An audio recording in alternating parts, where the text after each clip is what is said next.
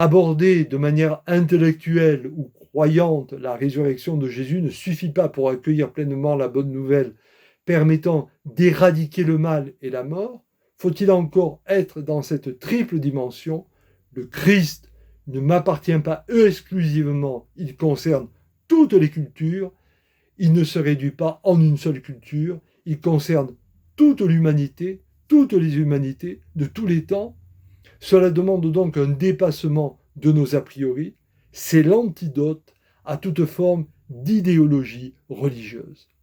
Cela demande aussi une pratique existentielle avec sa propre personne. On se souvient alors de tout le passage eschatologique qu'évoque le chapitre 25 de Matthieu. J'ai eu faim, j'ai eu soif, j'étais en prison, j'étais étranger, vous m'avez accueilli chaque fois que vous l'avez fait à l'un de ces petits qui sont mes frères.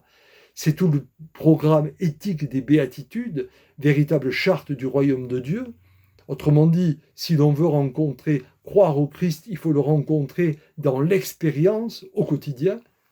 Cela demande donc cet engagement et cela implique enfin de ne pas le faire par devoir, mais de le faire par amour, ce que signifie un engagement de liberté.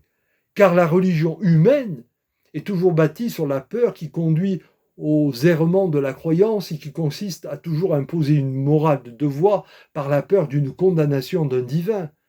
En Jésus le Christ, l'éthique devient sacrement de salut, autrement dit, une expérience de transformation par libre choix, par amour, pour vivre l'identité de Dieu, humer l'essence divine, se laisser déifier, devenir le visage du divin en ce monde. Eh bien, par les trois personnages de Pierre, de Jacques et de Jean, nous touchons donc à la portée véritable du Christ qui s'inscrit dans l'incarnation de Jésus, mais qui la dépasse pour embraser toute l'histoire de tous les temps, de toutes les cultures et de tous les continents. En conclusion, je dirais que affirmer la puissance de la résurrection du Christ comme l'expérience de la victoire de Dieu sur le mal et sur son corollaire ultime, la mort, c'est s'inscrire dans la rencontre avec Jésus qui fait de nous des hommes et des femmes nouveaux, nouvelles, en ce que nous sommes entièrement convoqués dans nos histoires singulières pour aller vers un devenir de transformation.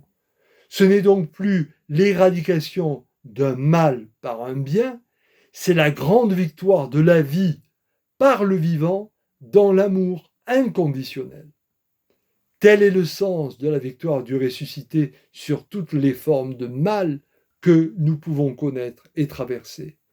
Tel est aussi le sens profond de la vertu théologale de l'espérance. Ne soyons donc pas des êtres pétris dans l'espoir, soyons au-delà de l'espoir, parce qu'il nous faut être au-delà des apparences heureuses ou malheureuses, et donc vivons en espérance. Ce qui était annoncé est déjà réalisé, nous sommes sauvés, mais il faut pleinement l'accomplir en mettant en œuvre ce salut qui nous est proposé en Christ. Ainsi, nous deviendrons totalement des êtres de liberté. Je vous remercie pour votre attention et je vous souhaite un bel été avant que nous nous retrouvions de manière plus physique, comme on dit aujourd'hui, en présentiel.